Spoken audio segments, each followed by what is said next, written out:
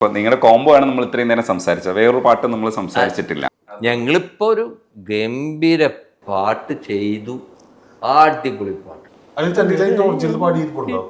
ചെമ്പനീർ ചെടി തൊഴുതു നിൽക്കുന്ന വാടിയിൽ പുലരി വന്നൊന്നു വെറുതെ തൊട്ടതും ഇതൾ വിരിഞ്ഞു പോയി കുളിരിലും പതിയെ നീ എന്നെ തൊട്ട മാത്രയിൽ പൂക്കളാകെ ശലഭങ്ങളായി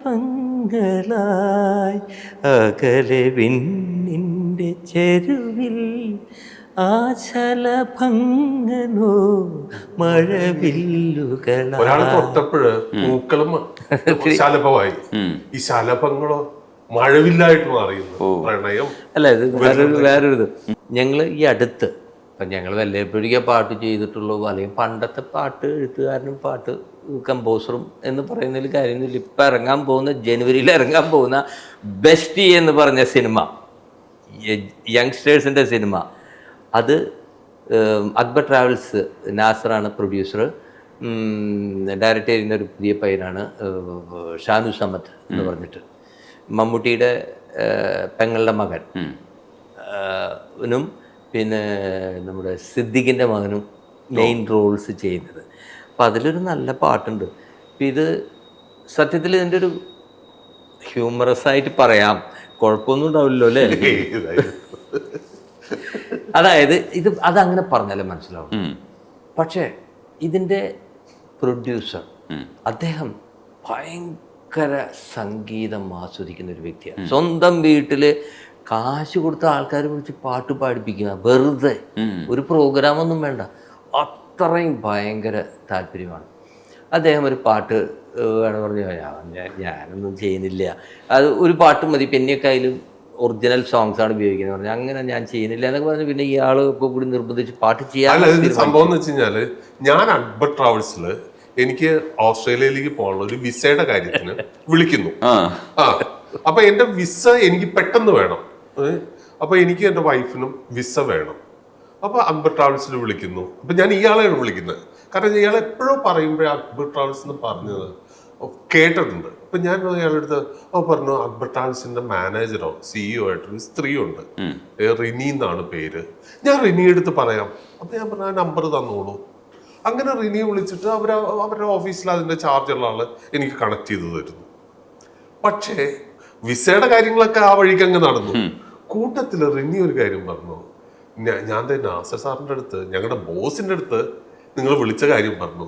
അപ്പൊ അദ്ദേഹം പറഞ്ഞു, അവര് ഔസേപ്പച്ചനും ഷിബു ചക്രവർത്തിയൊക്കെ എത്ര പാട്ട് ചെയ്ത ആൾക്കാരാണ്, അവര് പണ്ട് ചെയ്ത പോലത്തെ ഒരു പാട്ടുണ്ടാക്കി തരാൻ പറ നമ്മുടെ പടത്തിലേക്ക്.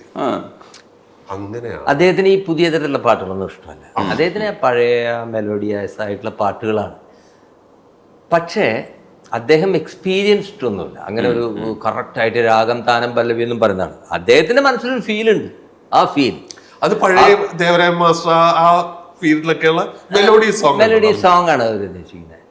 അപ്പോൾ ഒരു പ്രണയഗാനം, ഇത് ഷൂട്ട് ചെയ്യുന്നത് കുളു മണാലിയിൽ, ഒരു പ്രണയഗാനം വേണം. ശരി, പഴയ ടൈപ്പ് അതൊക്കെ ചെയ്യാലോ.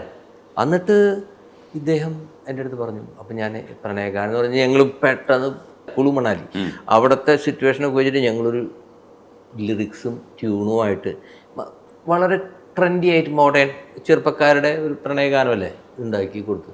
അപ്പോൾ എൻ്റെ അടുത്ത് അവർ പറഞ്ഞു, നന്നായിട്ടുണ്ട്, പക്ഷേ ഇങ്ങനത്തെ പാട്ടൊന്നുമല്ല വേണ്ടത്, കാരണം ഇത് വളരെ ട്രെൻഡി മോഡേൺ ആണ്, അവർക്ക് അത് ഇഷ്ടമല്ല എന്ന് എനിക്കറിയാം. പക്ഷേ നമ്മൾക്കൊരു ആഗ്രഹം ഉണ്ടാവുമല്ലോ, ഇപ്പോഴത്തെ പുതിയ പടത്തിൽ പുതിയ തരത്തിൽ പാട്ട് വേണം. ഞാൻ പറഞ്ഞു, അപ്പം ശരി, എന്ത് ടൈപ്പ് ആ പാട്ടാണ് വേണ്ടത്? ഞാൻ ഇത്തിരി ഗൗരവത്തോട് കൂടി ചോദിച്ചു. അപ്പോൾ അവർ പറഞ്ഞു, കസ്തൂരി മണക്കുന്നല്ലോ കാറ്റേ, നല്ല പാട്ടാണ്, ഇത് കുളു മണാലിയിൽ ചെന്നിട്ട് ഈ പാട്ടാണ്, ഇതൊരു പാട്ട്. ഇല്ലെങ്കിൽ കൺമണി നീയൻ കരം പിടിച്ച, ഞാൻ പറഞ്ഞു ഇത് രണ്ടും നമ്മുടെ ബന്ധമില്ല. അല്ലെങ്കിൽ കുറച്ചും കൂടി ഒരു അടിപൊളിയായിട്ട് മുല്ലപ്പൂം പന്തലോ കവിളിലോ. അപ്പൊ ഈ പാട്ടുകളൊക്കെ പറഞ്ഞാൽ ഞാൻ പറഞ്ഞു ഇതെല്ലാം പല വ്യത്യസ്തങ്ങളായത്. ഒരു പാട്ടും കൂടിയും പറഞ്ഞു, സ്വർണഗോപുര നർത്തകീ ശില്പം. അത് ഏറ്റവും വലിയ പ്രശ്നം എന്താ അറിയാം, ഞങ്ങൾ രണ്ടുപേരും ഞെട്ടാൻ കാരണം എന്ന് വെച്ചാല് ഇതുപോലത്തെ ഒരു മെലഡി ഞങ്ങൾ ഉണ്ടായി കഴിഞ്ഞാല് ഇവന്മാര് കിളവന്മാരായി ചുമ്മാതല്ല. പക്ഷെ ഇദ്ദേഹം പറയുന്ന പാട്ടുകളൊക്കെ ഉഗ്രം പാട്ടുകളാണ് അതാത് കാലങ്ങളിൽ. ഈ പാട്ടുകൾക്ക് തമ്മിൽ പരസ്പരം ഒരു ബന്ധവുമില്ല. അപ്പൊ ഇത് ഏതാണ് ഇതെല്ലാം കൂടിയിട്ട് പുഷ്പാട്ട് ഉണ്ടാക്കാൻ പറ്റുമോ? ഞാൻ ഷിബുവിൻ്റെ അടുത്ത് അവസാനത്തെ ഷിബു ടോട്ടലി ഒരു മുസ്ലിം ടച്ചുള്ള ഫിലിമാണ്, ക്യാരക്ടേഴ്സൊക്കെ. ആക്ച്വലി ഇത് പടത്തിൻ്റെ മെയിൻ സബ്ജക്റ്റ് എന്ന് പറയുന്നത് തലാഖ് ഇതാണ്. അപ്പം ഞാൻ ഷിബുവിനോട് വരി എഴുതുന്നു എന്ന് പറഞ്ഞു. അപ്പോൾ ഷിബു പറഞ്ഞത് വെള്ളമഞ്ഞിൻ്റെ തട്ടമിട്ടൊരു പെൺകിടാവ് പോൽ താഴ്വര. എവിടത്തെ? കുളുമണാലിയാണ് എഴുതി വെച്ചിരിക്കുന്നത്. അപ്പൊ പിന്നെ അതിന് വീഴും. പിന്നെ താഴ്വര വെണ്ണിലാവിൻ്റെ തേരിലെത്തിയോൻ എൻ്റെ കൽബിലെ പാതുഷ. So beautiful. നിന്റെ ചുണ്ടുകൾ മുന്തിരിച്ചാറ് കൊണ്ടുവച്ച ചഷകങ്ങളായി എൻ്റെ കാതിൽ ഒമർ ഖയാമിൻ്റെ നല്ലൊരു ഈരടി മൂളിനി.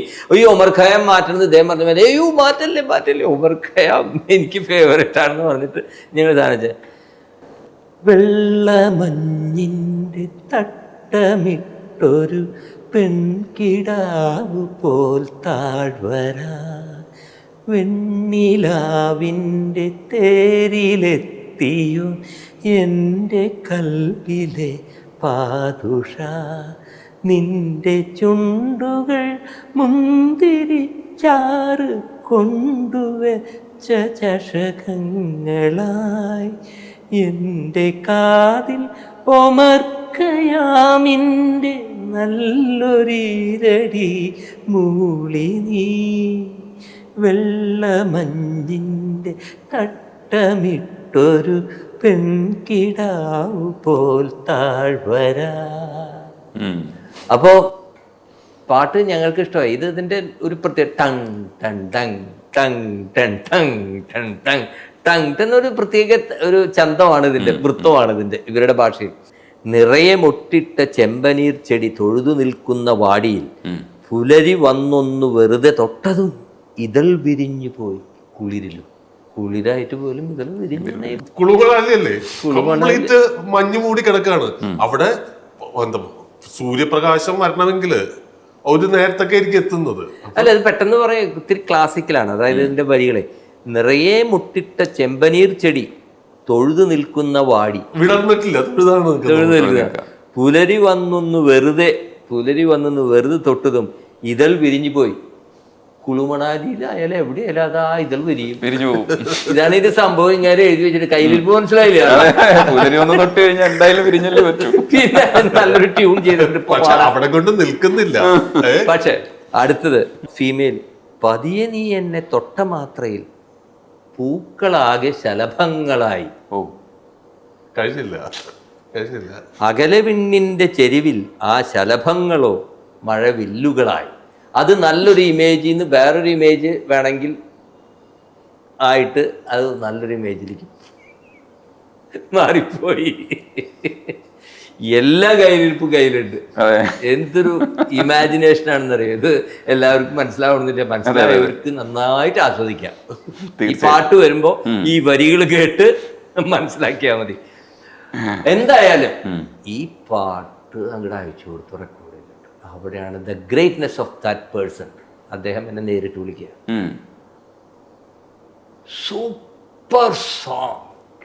കാരണം അവർക്ക് വേണ്ടത് കൊടുത്തപ്പോൾ അവർക്ക് ഹീസ് ഹാപ്പി. എന്നാൽ ഈ പാട്ടുണ്ടാക്കാൻ അദ്ദേഹത്തിന് എൻ്റെ അടുത്ത് പറയാൻ പറ്റില്ല. അതല്ലല്ലോ അവരുടെ തൊഴിൽ. അവർക്ക് അവരുടെ ചെറുപ്പത്തിലുള്ള നല്ല കുറേ പാട്ടുകൾ പറഞ്ഞു. അപ്പോൾ ആസ് എ കമ്പോസർ നമ്മൾ കൺഫ്യൂഷനായി. ഉടനെ തന്നെ മുല്ലപ്പൂം പന്തലോ പറഞ്ഞൊരു പാട്ടുണ്ടാക്കുക, അല്ലെങ്കിൽ ഒരു ക്ലാസിക്കൽ പാട്ട് സ്വർണ്ണഗോപുരം പോലെ ഉണ്ടാക്കുക, അല്ലെങ്കിൽ കസ്തൂരി മണി. അതൊന്നും പോയില്ല. നമുക്കൊരു പുതിയ, അതായത് ദൈവത്തിനുള്ളത് ദൈവത്തിനും സീസറിനുള്ളത് സീസറിനും കൊടുക്കുക എന്നുള്ളതാണ് നമ്മളുടെ ഇത്, അല്ലേ? അതായത് അദ്ദേഹത്തിന് ഇഷ്ടമുള്ളതും കൊടുത്തു, ഞങ്ങൾക്ക് ഇഷ്ടമുള്ളതും ഞങ്ങൾ ചെയ്തു. അതാണ് ഉണ്ടായത്. ഈ പാട്ടിൽ അങ്ങനെ ഒരു സംഭവം ഉണ്ട്. ഇതിപ്പോൾ നിങ്ങൾ ഒരു വലിയൊരു മഹത്തരമായിട്ട് ഇതിപ്പോൾ കേൾക്കുന്നവർക്ക് ചിലപ്പോൾ തോന്നിയില്ലെങ്കിൽ അത് യാദൃശ്യമായിട്ട് അങ്ങനെ വന്നുപോയെന്നേ ഞങ്ങൾക്ക് വിചാരിക്കാൻ പറ്റുള്ളൂ. പക്ഷെ ഞങ്ങൾക്ക് എന്തായാലും സംതിങ് വെരി ഗ്രേറ്റ്. അങ്ങനെ സാറ്റിസ്ഫൈഡ് ആയിട്ടുള്ള ഒരുപാട് പാട്ടുകൾ ചെയ്യൂ. തീർച്ചയായിട്ടും. നന്ദിയുണ്ട് സംസാരിക്കാൻ കഴിഞ്ഞു. ഓക്കെ പൊളി വർത്താനമായിരുന്നു. ഓക്കെ.